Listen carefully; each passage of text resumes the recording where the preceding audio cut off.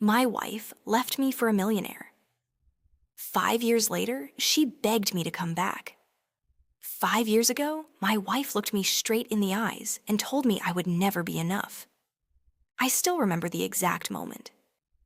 She stood in our tiny apartment, holding a designer suitcase I knew we couldn't afford. Her phone kept lighting up with messages from someone named Victor. Then she smiled. Not the smile I fell in love with. A different one. Cold. Almost pitying. "Daniel," she said, "I can't spend the rest of my life struggling." I felt my stomach drop. "What are you talking about?" She took a deep breath. "I'm leaving." The room went silent. Outside, rain hammered against the windows. Inside, my entire world collapsed. Leaving where? With Victor. I stared at her. Victor. The millionaire real estate investor she'd met 6 months earlier. The man with luxury cars, private jets, and houses bigger than entire neighborhoods. At first, she promised they were only friends. Now, she wasn't even pretending. "I deserve more than this life," she said. Then she pointed around our apartment. The apartment we'd built together. The apartment we'd laughed in. The apartment where we'd planned our future children. "I'm tired of being poor." Those words cut deeper than any knife. And then she delivered the sentence that haunted me for years. "You'll never become anything, Daniel." 10 minutes later, she walked out. I didn't know it then. But 5 years later, she would be standing at my front door in tears, begging me for another chance. And by then, everything had changed. The first few months after she left were pure hell. I barely slept. I barely ate. Every morning I woke up hoping it had all been a nightmare. Then reality punched me in the face again. She was gone. The divorce papers arrived 3 weeks later. No explanation, no apology. Just signatures. Friends disappeared too. Some quietly took her side. Others simply vanished. It's amazing how many people leave when your life falls apart. One night I sat alone in the apartment, staring at an unpaid electricity bill. My bank account showed $327. I remember laughing, not because anything was funny, because I honestly didn't know what else to do. That was the night I made a decision. I could spend the rest of my life feeling sorry for myself, or I could become the man she claimed I'd never be. The next morning, I started working. Not harder, obsessively. I worked before sunrise. I worked after midnight. Weekends disappeared. Vacations disappeared. Everything disappeared except one goal. Building a better life. 3 years later, something happened. The software company I'd started from my tiny kitchen finally exploded. A major corporation offered to buy our technology. I thought it was a joke. Then they showed me the contract. The number had 8 digits. I read it 3 times. My hands were shaking. For the first time since my divorce, I cried. Not because I was rich. Because I had finally proven to myself that my ex-wife was wrong.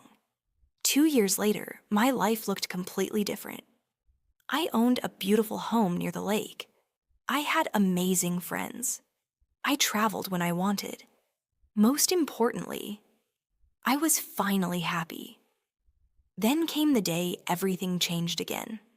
It was a cold Saturday evening. I was cooking dinner when someone knocked on my door. I wasn't expecting anyone. I opened it and nearly dropped the plate in my hands. Standing there was my ex-wife, Emily, 5 years older, 5 years different, 5 years broken. The confident woman who once walked away looked like a shadow of herself. Her expensive clothes were gone. The arrogant smile was gone. Her eyes were red from crying. For several seconds, neither of us spoke. Then she whispered 3 words. "Can we talk?" My heart started racing. Not because I still loved her, because I never expected to see her again. I stepped outside and closed the door behind me. What happened? The tears started immediately. And what she told me next shocked me. Victor wasn't who she thought he was. The millionaire lifestyle had been real. At first, private islands, luxury vacations, designer everything, social media perfection. But behind closed doors, a nightmare. Victor controlled everything, every dollar, every decision, every friendship, every movement. The man she thought would save her life slowly turned it into a prison. Then came the biggest surprise. Victor lost nearly everything. Bad investments, lawsuits, debt. Within 2 years, most of the fortune disappeared.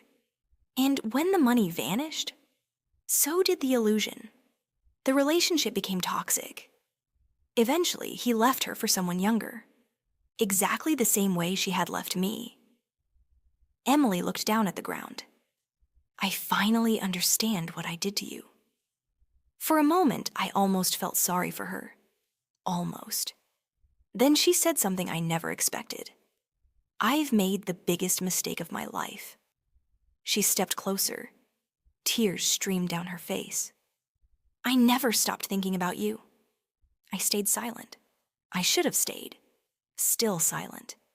You were the best thing that ever happened to me. Silence. Then she finally asked the question she had come to ask. Can you forgive me? The wind blew between us.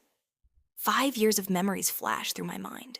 The betrayal, the loneliness, the nights I couldn't sleep, the humiliation, the pain. And yet, something strange happened. I wasn't angry anymore. I wasn't heartbroken anymore. I wasn't even sad. I simply felt free. I looked at the woman I once loved more than anything and realized she was now a stranger. Then I smiled, a genuine smile. Not out of revenge, not out of cruelty, but because I finally understood something. Sometimes life doesn't punish people. It teaches them. And sometimes the lesson arrives years later. I forgive you, Emily. She started crying harder. Hope appeared in her eyes. Then she asked the question she'd been waiting to ask all night. Does that mean we can start over? I gently shook my head. The hope disappeared instantly, and I said the words that changed both our lives forever. I forgave you years ago. I paused. But forgiveness isn't the same thing as going back. Her face crumbled. I've built a new life. I looked toward the house behind me. The house filled with peace. The house built from pain, hard work, and growth. And I'm finally happy. For several seconds, she couldn't speak. Then she nodded. Slowly, painfully, as if she finally understood. She turned and started walking away. Halfway down the driveway, she stopped. Without turning around, she said, "You became everything I said you'd never be." Then she left. And this time, I didn't watch her go with tears in my eyes. I watched her go with gratitude, because losing her had forced me to find myself. And that turned out to be the greatest gift of all. The woman who left me for a millionaire thought she was chasing a better future. But the truth was simple. She lost a man who truly loved her, while I gained a life I never thought possible. And sometimes, that's how justice quietly works.